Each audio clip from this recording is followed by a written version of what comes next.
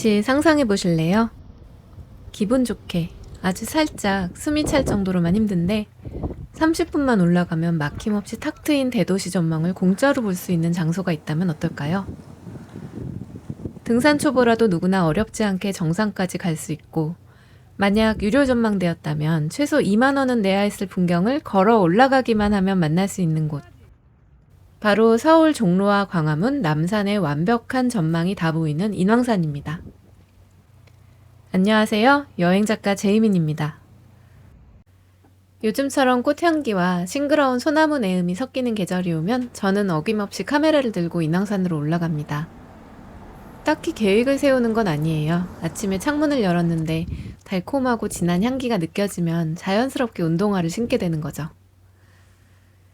그동안 서촌 영상 찍을 때 인왕산 정상 컷을 꽤 많이 써왔는데 오늘은 정상까지 오르는 그 과정을 제대로 한번 보여드리고 싶었어요. 요즘 해외 관광객까지 더해져 사람 정말 많아진 범바이 코스로 올라가 정상을 찍고 최단 코스로 내려온 다음 등산 끝나고 가볼 만한 맛집까지 정리해봤어요. 인왕산이 올라가기 쉽다는데 정말 쉬울까? 궁금한 분들 편하게 구경해보셔도 좋겠고요. 직접 올라갈 거라면 단거리와 장거리 코스로 나눠서 정리했으니까 이 영상을 가이드 삼아 그대로 따라오시면 됩니다. 인왕산이 정확히 어느 산인지 짚어볼게요. 경복궁 바로 뒤는 북악산이고 그 뒤로 웅장하게 솟은 건 북한산입니다. 의외로 많은 분이 북악산을 인왕산과 헷갈려 하시더라고요. 오늘 우리가 올라갈 인왕산은 완만한 곡선을 그리며 서촌을 포근하게 감싸고 있는 바로 저 산입니다. 출발하기에 앞서 인왕산을 정면으로 보고 올라가는 3가지 코스를 정리해 드릴 텐데요. 지도 위의 알파벳은 제가 편의상 표시했습니다. 올라갔다가 길을 잘못 찾을 수도 있고 아니면 똑같은 코스로 내려오는 분도 있는데 이왕이면 다른 길로 내려오는 방법도 알려드리고 싶어서 붙여뒀으니까 어느 코스가 본인에게 맞는지 판단해 보세요. A 코스는 3호선 경복궁역에서 출발해 범바위를 거쳐 정상으로 가는 코스입니다.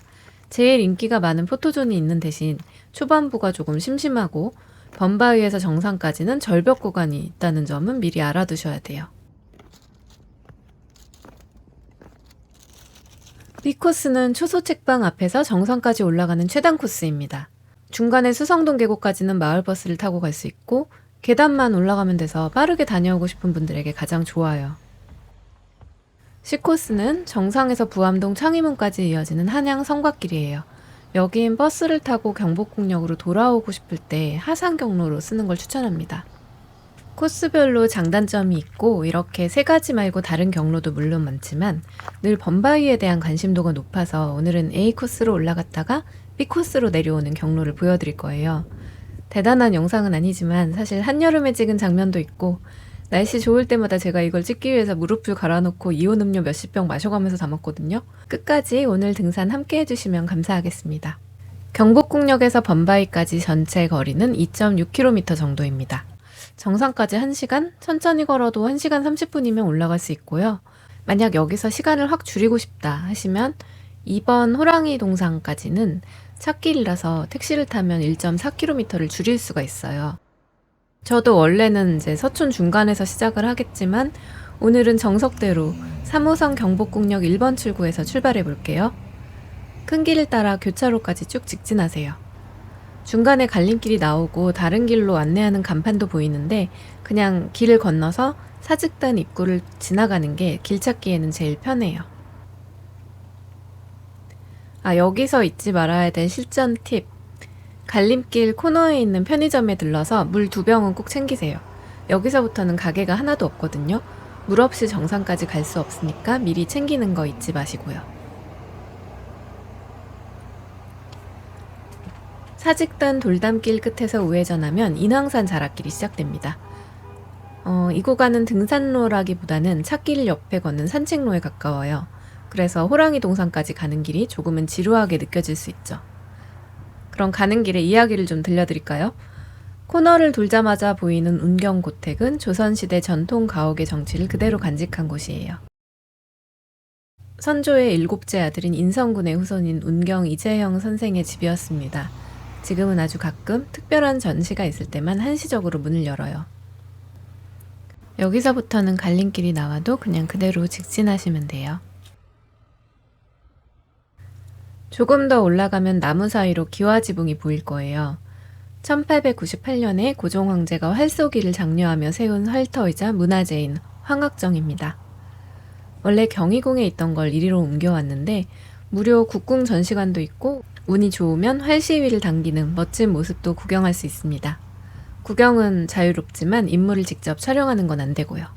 황학정을 지나면 배드민턴 클럽 앞에 화장실이 하나 보일 거예요. 이게 산에 오르기 전 마지막 화장실이니까 꼭 들렀다 가시고요. 산행 중에 나오는 쓰레기는 아시죠? 휴지통 없으니까 각자 챙겨서 다시 가져오는 거. 여기가 지금 등산 코스가 전혀 아니라는 거 느껴지시죠? 찻길과 나란하게 뻗은 인왕산 자락길을 따라 계속 걸어가면 인왕산 초소책방도 나오고, 인왕산 정상까지 굳이 등산하고 싶지는 않은데 서촌과 광화문 전망 보고 싶은 사람을 위한 무무대 전망대도 나옵니다. 이 길의 끝은 윤동주 시인의 언덕과 윤동주 문학관, 부암동 창의문이에요. 이제 지금 인왕산 호랑이 동상을 향해서 가고 있는데요. 인왕산에는 실제로 호랑이가 많은 산이었다고 하죠. 저는 가끔 저녁에 이 길 걸으면서 호랑이 나왔으면 진짜 어땠을까 생각할 때 많아요. 범바이 코스의 진짜 시작점인 인왕산 황금 호랑이 동상 앞입니다. 조선시대에는 무서웠던 호랑이가 지금 이렇게 등산객들을 반겨주는 수호신이 됐네요. 아까 경복궁역에서 여기까지 1.4km 정도고요. 제 걸음으로 20분 정도 걸렸어요. 이제 여기서 범바이까지 800m, 다시 20분만 올라가면 됩니다. 가끔 이 앞에 차를 대는 사람도 있는데 여긴 불법 주차 단속이 엄격해요. 저처럼 걸어오시거나 시간을 아끼고 싶다면 차라리 택시를 타고 인왕산 호랑이 동상까지 오는 방법이 있습니다. 호랑이 동상에서 왼쪽으로 꺾어 들어가면 등산로 입구가 나타납니다. 자, 이제부터는 계단과의 싸움이 시작돼요. 초반 경사가 꽤 가파르죠? 숨이 꽤 찰 수도 있지만 딱 2, 3분만 참아보세요. 좁은 계단 끝에 서면 시야가 확 트이면서 한양도성 성곽길이 나올 테니까요. 인왕산은 원래 서쪽에 있다고 해서 서산이라고 불렸습니다. 그러다 15세기 초에 세종대왕 때 나라를 수호하라는 의미를 담아 불교의 인왕신 이름을 따서 인왕산으로 개칭했습니다. 그런데 범바위 가는 길에 성곽 너머 왼쪽을 보면 인왕사라는 절과 그 옆에 기묘하게 생긴 선바위가 보일 거예요. 승려가 장삼을 입고 참선하는 형상 같다고 해서 붙여진 이름인데 여기에 재밌는 일화가 있어요. 조선의 기틀을 잡던 정도전이 도성 경계를 정할 때 이 바위가 성 안으로 들어오면 불교가 힘을 얻을까봐 일부러 성 밖으로 빼버렸다고 하더라고요. 바위 하나를 두고도 조선 초기에 팽팽한 기싸움이 서려 있습니다. 이쯤에서 뒤를 꼭 돌아봐 주세요. 한양도성 성곽과 남산타워가 겹쳐 보이는 이 지점. 작은 전망대도 마련되어 있는데 저는 개인적으로 너무 높지 않은 이 각도가 제일 멋있는 것 같아요. 다시 힘을 내서 올라가면 드디어 범바위가 나옵니다. 남산타워를 배경으로 구불구불 이어지는 한양도성 성벽 라인이 범바위 코스를 올라오는 이유입니다. 낮 풍경도 아름답지만 야경 포인트로도 워낙 유명해서 해질 무렵에 타이밍 맞춰 범바위까지만 딱 올라왔다 내려가는 분도 많더라고요.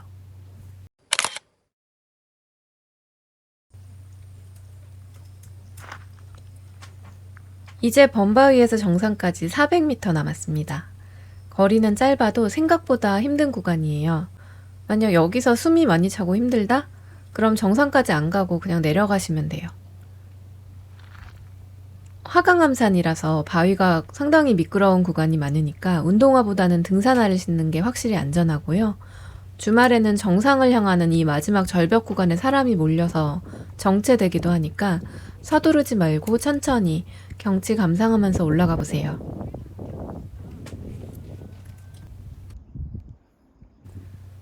가쁜 호흡을 가다듬으면서 뒤를 돌아다 보면 우리가 지나온 범바위가 보이고 이 마지막 고비만 넘기면 인왕산 정상입니다. 철제 계단이 마련된 구간도 있지만 이렇게 돌계단을 올라가야 되는 구간도 있어서 비 오는 날에는 특히 미끄러울 수 있습니다. 인왕산 만만하게 보고 올라왔다가 이쪽에서 생각보다 힘들다고 하는 분들도 많으니까 범바이 코스에서 정상까지 이렇게 가야 한다는 점을 잘 봐두시면 좋을 것 같아요.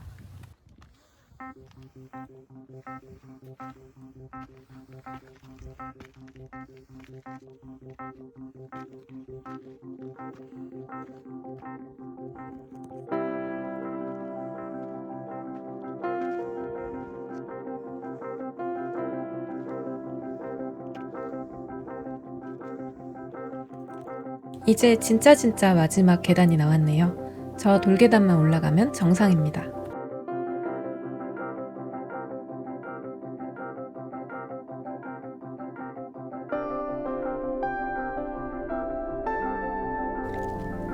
해발 338.2m, 인왕산 정상에 도착했습니다.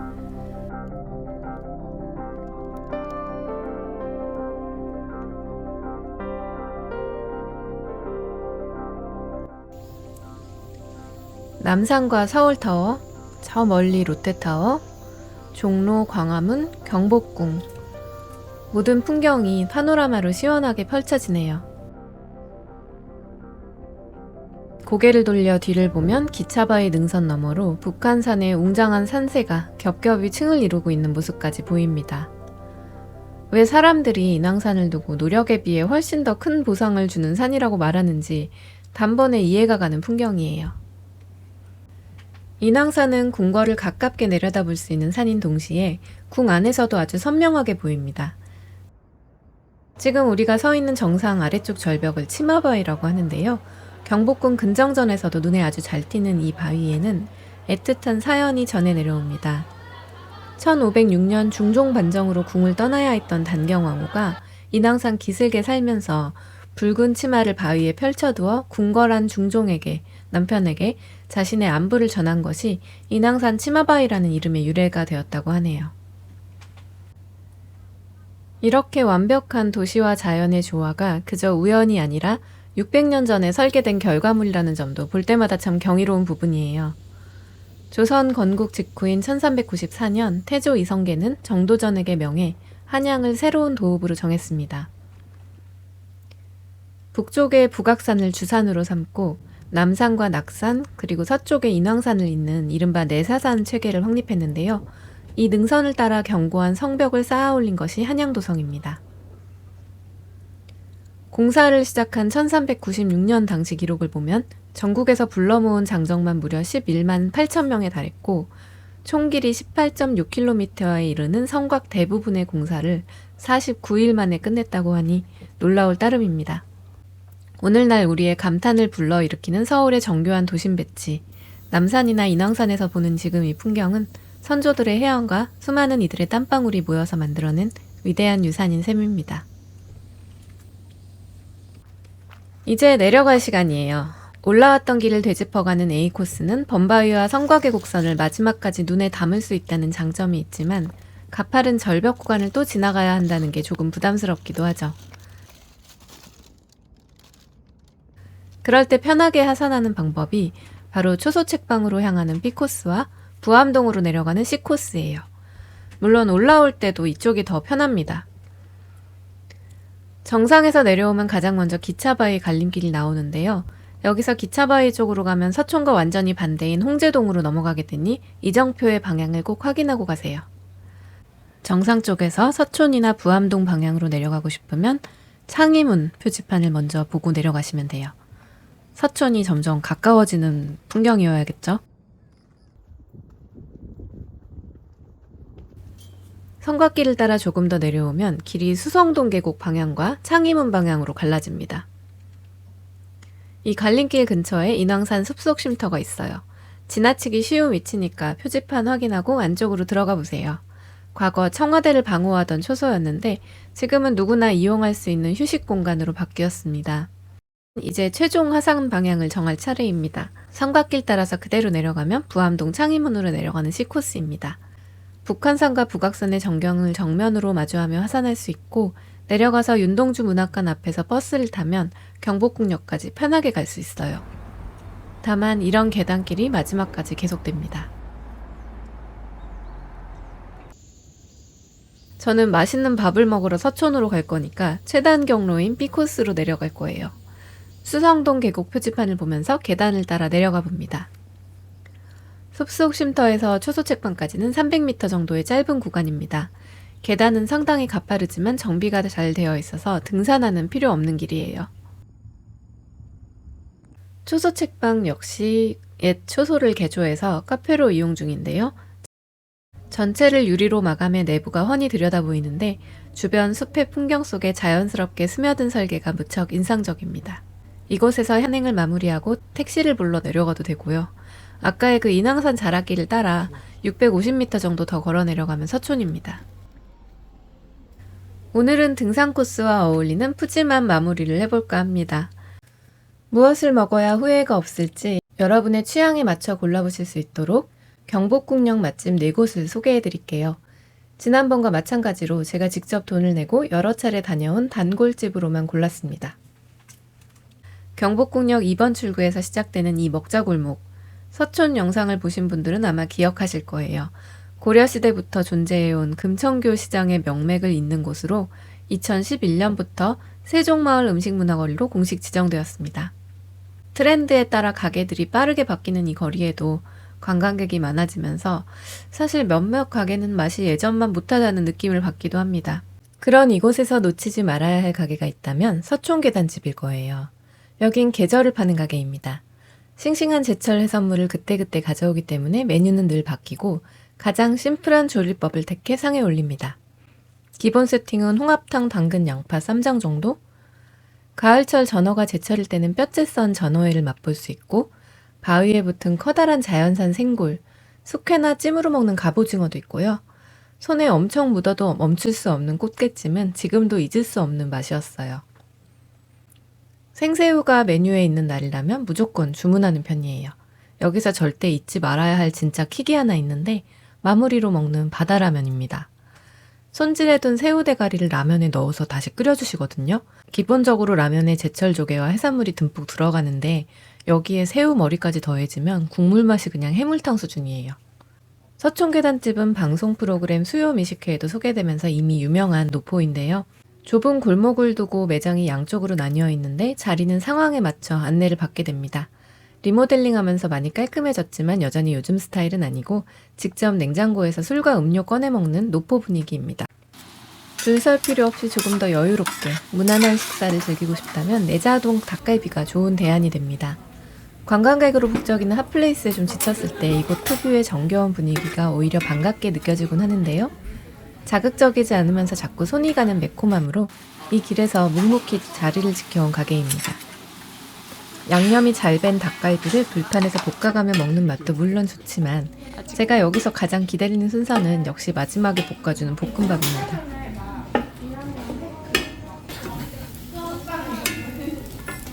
등산 후에 탄수화물이 들어가야 비로소 하루의 여정이 완성되는 그 느낌 다들 공감하시죠? 함께 곁들이기 좋은 사이드 메뉴들도 있는데요. 김가루를 듬뿍 묻혀 조물조물 만들어 먹는 주먹밥도 있고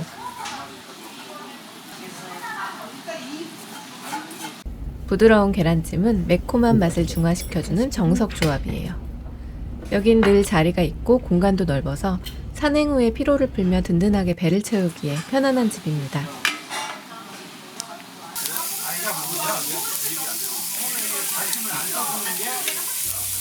많은 고깃집 중에서 검증된 곳은 두툼한 삼겹살로 유명한 김집 목삼인데요. 본점과 지점을 두 군데나 운영할 정도로 인기가 많습니다. 30년 전통의 정육점 아들이 운영하는 곳이라 그런지 고기질에 자부심도 있고 채소도 직접 재배하면서 김치도 국내산으로 직접 만든다고 하네요. 물론 제일 좋은 건 고기 품질이랑 또 고기를 가장 맛있는 상태로 구워준다는 거. 불판 온도까지 체크해가며 정성껏 구워주세요. 멜젓에 고기를 찍어 먹으면 감칠맛이 좋고 반찬도 깔끔하게 나옵니다. 근데 삼겹살은 이게 전부죠? 가격은 좀 비싼 편이에요. 그리고 워낙 사람이 많아 모바일 앱으로 웨이팅을 등록하고 한참 기다려야 되고요.